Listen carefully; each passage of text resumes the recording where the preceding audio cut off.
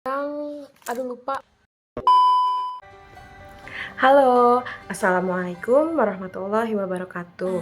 Perkenalkan, saya Dwi Ayu Wulandari dari kelas A3 PGSD 2021 dengan NIM 210600273. Pada video kali ini, saya akan membahas mengenai sumber dan media pembelajaran berbasis ICT di sekolah dasar. Pertama-tama, yang akan saya bahas yaitu mengenai teknologi informasi. Teknologi informasi merupakan sarana dan prasarana dan metode yang digunakan untuk memperoleh, mengirimkan, atau menyimpan sebuah data secara bermakna. Teknologi yang dimaksud dalam pembelajaran ini yaitu segala bentuk pemanfaatan dari sebuah teknologi atau biasa kita gunakan, bisa laptop atau komputer yang kita gunakan untuk pembelajaran yang kemudian menghasilkan pengertian pembelajaran berbantuan komputer dan pembelajaran berbasis internet. Seiring dengan berkembangnya teknologi, manusia juga diiringi dengan cara penyampaian informasi yang selanjutnya dikenal dengan teknologi informasi. Kedudukan teknologi informasi ini di dalam pembelajaran sendiri yaitu sebagai pendorong pelaksanaan pembelajaran agar lebih apresiatif dan proaktif, dan tentunya akan memberikan motivasi kepada peserta didik dalam memanfaatkan setiap potensi yang mereka miliki. Teknologi informasi juga dapat meliputi kawasan desain, lalu pengembangan, lalu pemanfaatan, pengolahan, serta penilaian. Kemudian teknologi informasi juga bisa dijadikan sebagai inovasi pembelajaran di sekolah dasar. Dengan menggunakan teknologi, tentunya dapat meningkatkan juga semangat belajar peserta didik. Inovasi pembelajaran berbasis ICT yaitu metode yang memanfaatkan pembelajaran untuk mempersiapkan masa depan peserta didik sejak dini. Aplikasi ICT juga sudah tersedia dalam masyarakat yang sudah siap dimanfaatkan untuk keperluan pendidik yang dapat dilaksanakan dalam berbagai bentuk sesuai dengan fungsi dalam pendidikannya. Dengan memanfaatkan teknologi ini juga kita bisa menggunakan multimedia. Multimedia sendiri yaitu penggunaan komputer untuk menggabungkan informasi berupa teks, video, gambar, suara, animasi yang ditampilkan untuk para pengguna komputer. Multimedia sendiri memiliki beberapa jenis seperti media linear. Multimedia linear ini bersifat non-interaktif dan biasa dicirikan dengan tidak dilengkapi alat apapun yang digunakan oleh pengguna terhadap suatu konten. Lalu ada multimedia interaktif yang memiliki aspek interaktif terhadap pengguna karena dilengkapi dengan alat yang dapat digunakan sehingga pengguna dapat memilih apa yang diperlukan. Multimedia memiliki komponen yang harus ada seperti teks, gambar, audio, video, dan animasi yang akan membuat lebih menarik dari setiap kontennya. Pemanfaatan multimedia ini juga dapat dimanfaatkan di pembelajaran sekolah dasar. Yang pertama yaitu sebagai alat bantu dalam mempermudah pembelajaran dan akan membuat pembelajaran lebih menarik serta interaktif sehingga peserta didik tidak mudah bosan. Multimedia juga bisa digunakan sebagai alat pendukung pembelajaran mandiri, karena dengan multimedia, contohnya seperti handphone, kita dapat menggunakannya untuk mencari konten-konten pembelajaran yang kita cari dengan mudah, karena sudah banyak juga aplikasi pendukungnya seperti Google, TikTok, dan masih banyak lagi aplikasi yang bisa kita gunakan untuk belajar. Setiap penggunaan pastinya akan memiliki dampak, yang artinya multimedia juga memiliki dampak negatif dan positif. Yang pertama ada dampak positifnya yaitu dapat meningkatkan ketertiban dan motivasi. Yang kedua memfasilitasi pembelajaran berbasis proyek. Yang ketiga mendorong kolaborasi dan komunikasi. Yang keempat memungkinkan pemantauan dan evaluasi yang lebih baik. Lalu ada dampak negatifnya. Yang pertama yaitu kurangnya interaksi guru dengan siswa, kurangnya pengertian dasar, kurangnya fokus pada pembelajaran, kurangnya fasilitas, kurangnya kesesuaian dengan kondisi siswa, kurangnya pengembangan keterampilan guru, kurangnya pengembangan keterampilan pembelajaran. Lalu ada pengembangan media berbasis ICT. Nah, ICT itu kan banyak juga ya jenisnya, seperti aplikasi-aplikasi sekarang yaitu Canva, lalu ada YouTube, lalu ada Kokun, yang di sana kita bisa menggunakannya secara bebas. Kita bisa mengeluarkan keterampilan kita untuk membuat pembelajaran yang lebih menarik dan akan memotivasi siswa untuk semangat belajarnya.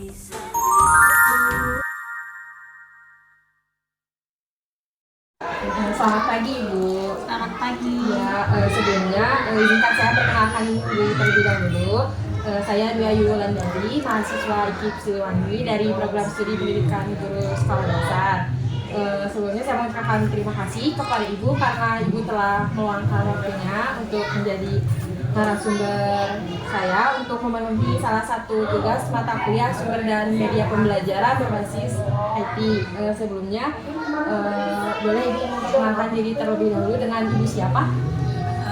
Dengan Ibu Resi, saya mengajar di SDN 106 Adi Tengah Jambe dan sekarang saya sedang mengajar di kelas 1B. Langsung aja ya Ibu ya. Ini kan karena mata kuliahnya mata kuliah sumber dan media pembelajaran berbasis IT, yang berarti artinya berhubungan dengan teknologi ya. Nah kan semakin kesini tuh teknologi semakin berkembang pesat gitu ya Bu. Sudah banyak juga dari sekolah-sekolah yang menggunakan teknologinya yang sudah semakin baik juga gitu ya. Apakah Ibu selama mengajar ini sudah menggunakan teknologi atau belum? Untuk selama ini, alhamdulillah saya sudah menggunakan teknologi mengajar di kelas. Ya. Terus bagaimana sih cara Ibu mengintegrasikan teknologi dalam pembelajaran Ibu sehari-hari? Saya mengintegrasikannya dengan pembelajaran yang mudah untuk di mix dicampurkan dengan teknologi. Contohnya kayak pelajaran PLH ya. PLH kan ada pembelajaran tentang bencana alam atau kejadian alam. Anak-anak supaya anak tidak bosan, itu saya diperlihatkan untuk menonton kejadian alam atau cerita pendek tentang bencana alam, macam-macam bencana alam itu ada apa aja. Dan itu saya menggunakan teknologinya diintegrasikan dengan materi yang cocok untuk di mix di teknologi dan menggunakan teknologi fokus. Terus Ibu menggunakan cara apa untuk memilih teknologinya yang menurut Ibu ini cocok untuk Ibu pakai di kelas yang Ibu ajarin? Pilih gimana teknologi yang cocok, atau misalkan kayak teknologi yang menurut Ibu mudah digunakannya gitu. Teknologinya? Ya, cara memilihnya. Cara memilihnya yaitu dengan melihat pembahasan ya. Kalau misalnya pembahasannya memungkinkan untuk menggunakan teknologi, ya saya gunakan, karena anak-anak itu sekarang lebih suka untuk mengeksplor hal yang baru ya, apalagi sekarang teknologi semakin canggih dan semakin berkembang. Anak-anak itu pasti mudah untuk menangkap pelajaran dari teknologi yang kita gunakan. Cara memilihnya ya dilihat dari materi yang akan kita bahas dulu. Kayak tadi bencana alam, atau misalnya kita menggunakan teknologinya dengan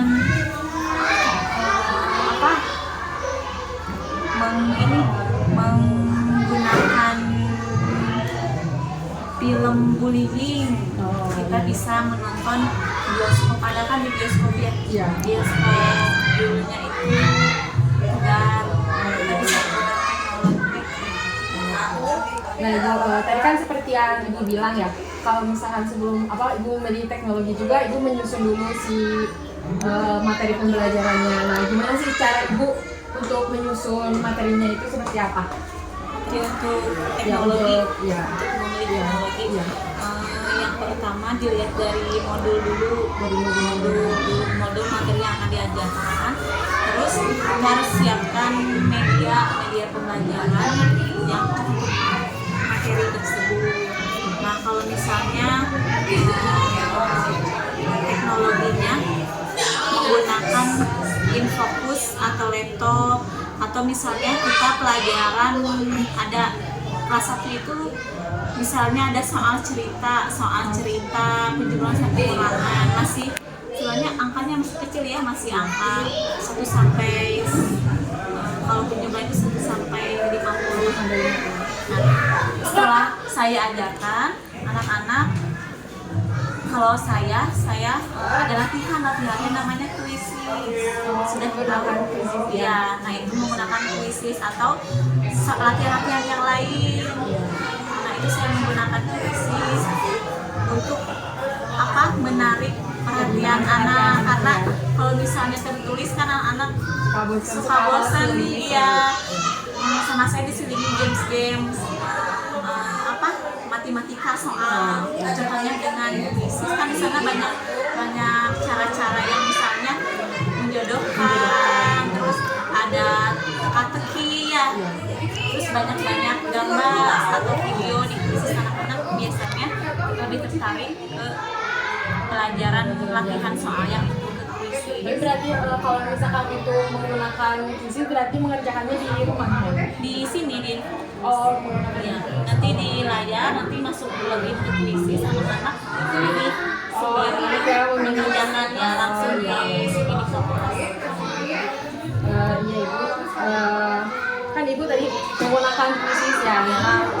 Sebenarnya maaf Ibu, apa di kelas yang Ibu ajar ini terdapat siswa yang berkebutuhan khusus atau tidak? Kalau kebutuhan khusus mah tidak ada, tapi kalau anak yang telat ya, yang kurang ada. Apakah dia bisa, kalau misalkan Ibu pakai quizzes, apakah dia bisa mengikuti atau tidak?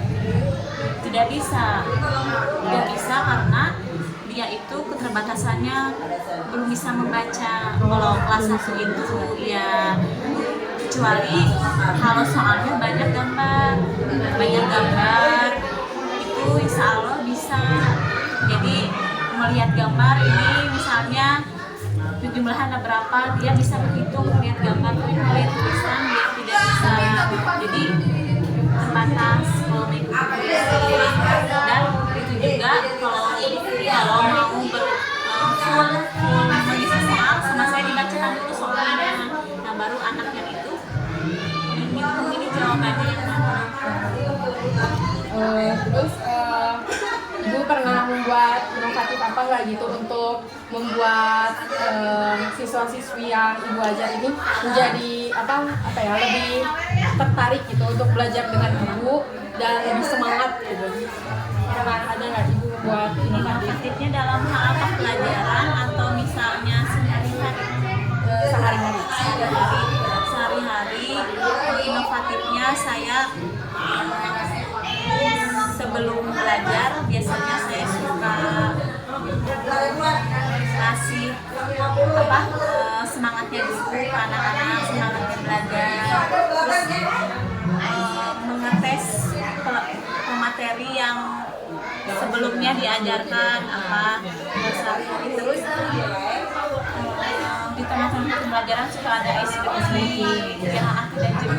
Apalagi kelas 1 suka itu ya Bu ya, gampang kan. Terus gurunya juga, kalau misalnya gurunya tidak membuat merancang pelajaran yang tidak menarik, kadang anak itu suka bosan. Terus kan kelas 1 kan konkret ya belajarnya, harus sesuai dengan nyata gitu. Kalau misalnya kita tidak merancang, nanti takutnya susah untuk menangkap anak-anak menerapkan itu. Nanti itu juga ke anak-anaknya. Kalau sebuah inovatif mungkin saya juga masih perlu hal-hal yang baru ya, tapi saya juga berusaha kalau anak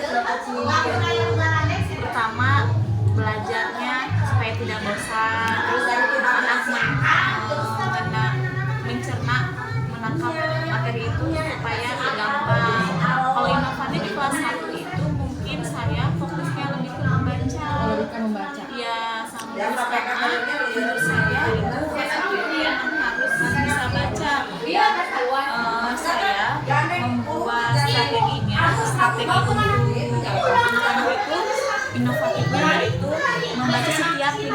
menit. Jadi setiap hari jadi sebelum mulai pembelajaran Ya. Ibu menerapkan dulu membaca selama Ya. 15 menit. Ada literasinya dulu, skemanya itu saya menerapkan setiap hari gitu. Nah setelah anak-anak membaca, anak-anak itu ke depan apa yang dia bacakan perwakilan gitu ke depan. Nah itu mungkin di kelas 1 mah inovatifnya lebih fokus ke karena pasti ada ya bahasan belum bisa membaca gitu. Soalnya kalau misalnya kita ke yang lain kasihan juga gitu, kelas 1 takutnya nanti yang ini belum bisa, yang lain belum kejar. Kelas 1 itu fokusnya gitu membaca dulu, karena nanti kalau ada hal-hal yang harus dipelajari harus dari dasarnya dulu kan ya, dari membacanya dulu. Terus apakah kan Ibu menggunakan strategi membaca dulu, terus dengan menggunakan krisis. Nah, selama Ibu menggunakan krisis atau Ibu menggunakan strategi membaca itu ada hambatannya nggak? Apa yang membuat Ibu terhambat dengan menggunakan strategi dan menggunakan krisis? Terhambatnya ada, yaitu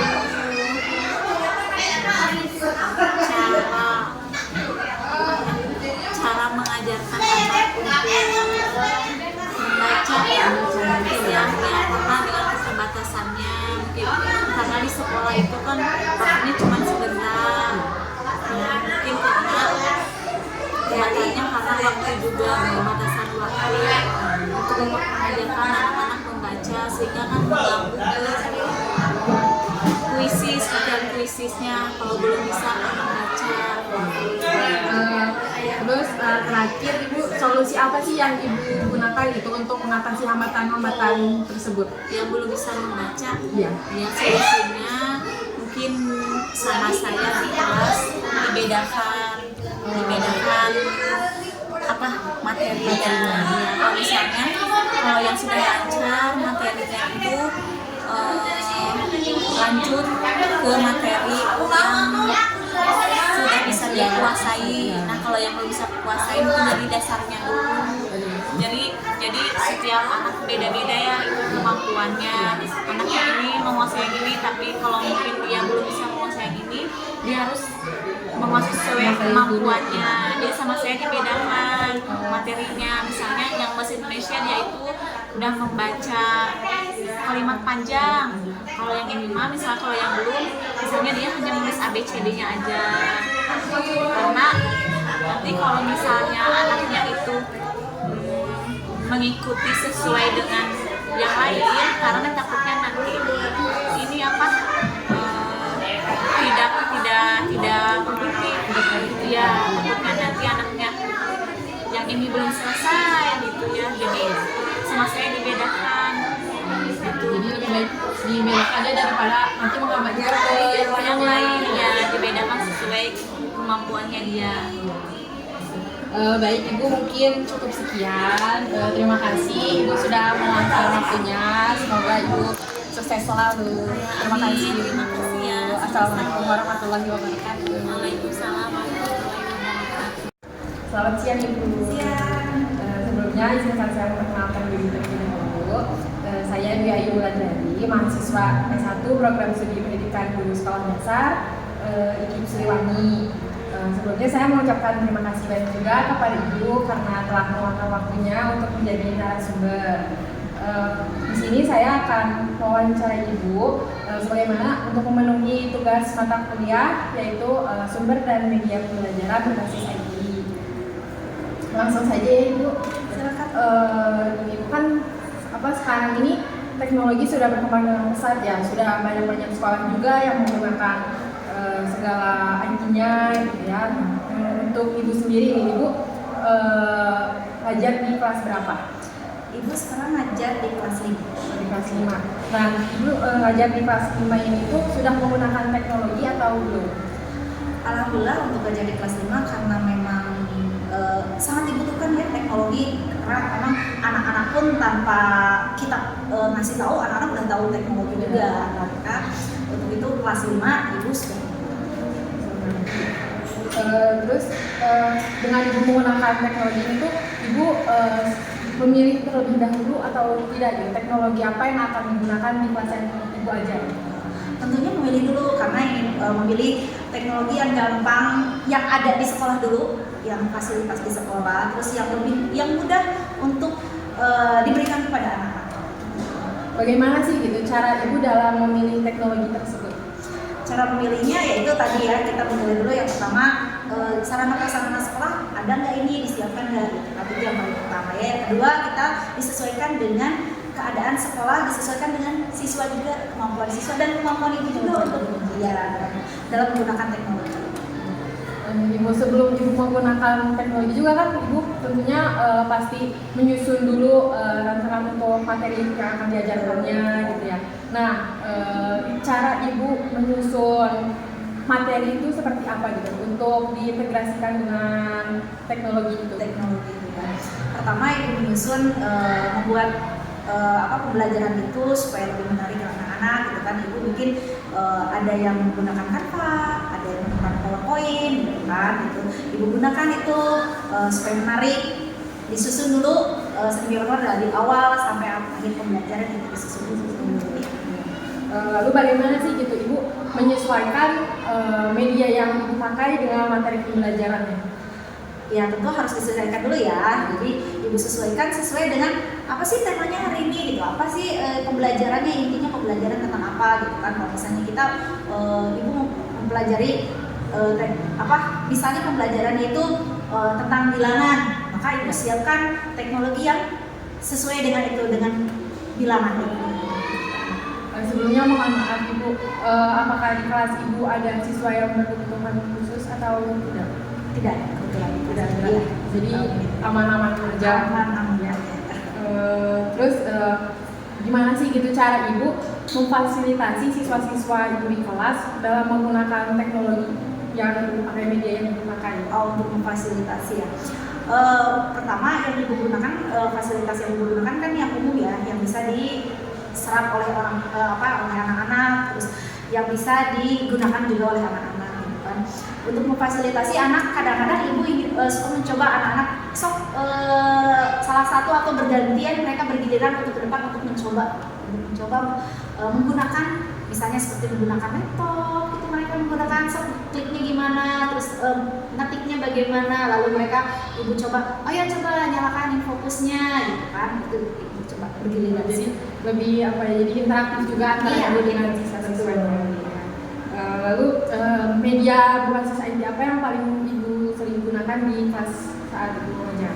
Saat ngajar mungkin sekarang yang banyak digunakan kan pertama medianya kita pakai Infocus ya, dan laptop yang dijelasin itu. Mungkin setelah itu mungkin menggunakan aplikasi-aplikasi seperti Canva, PowerPoint gitu.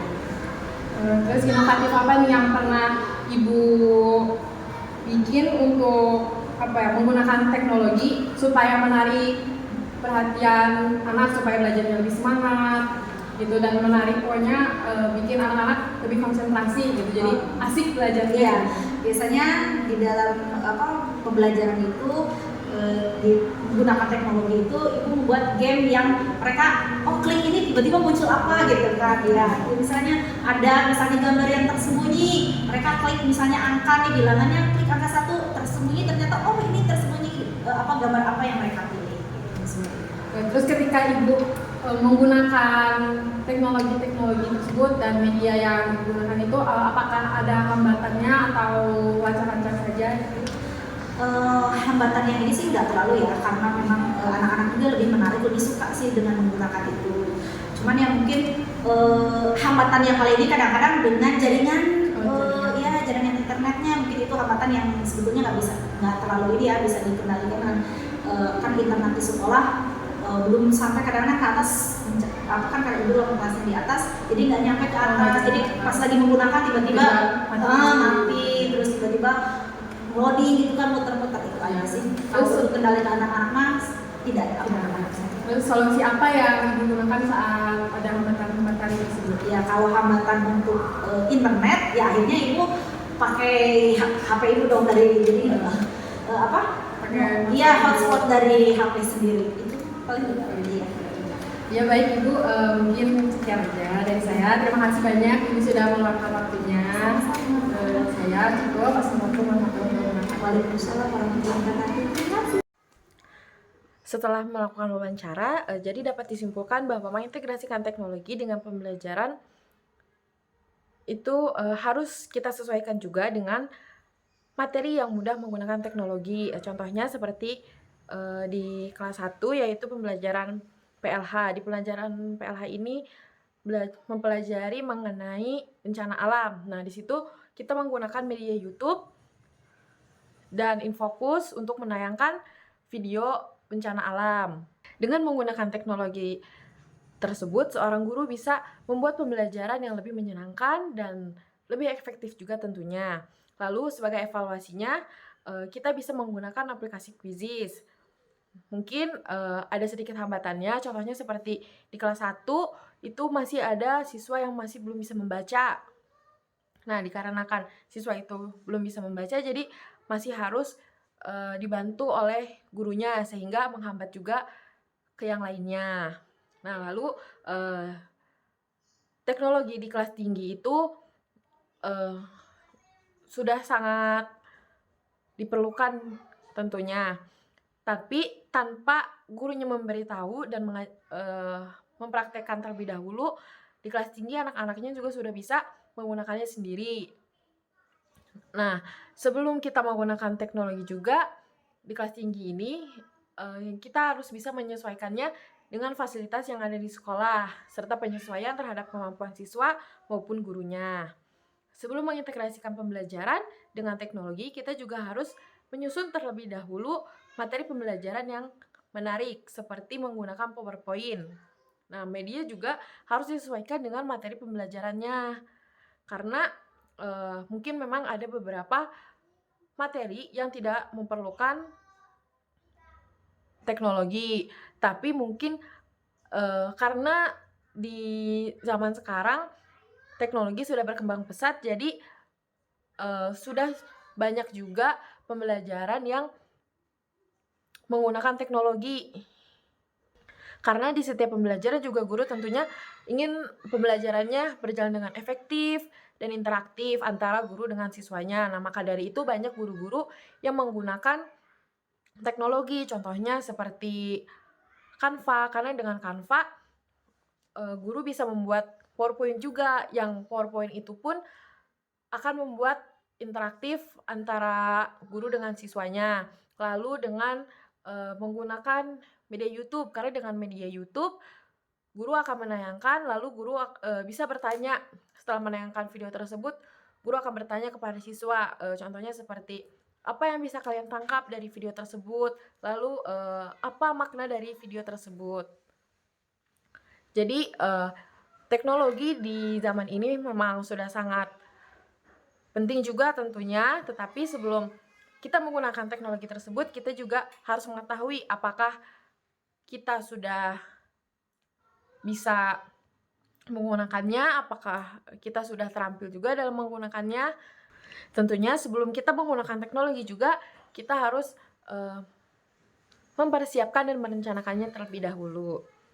Mungkin cukup sekian dari saya. Wassalamualaikum warahmatullahi wabarakatuh.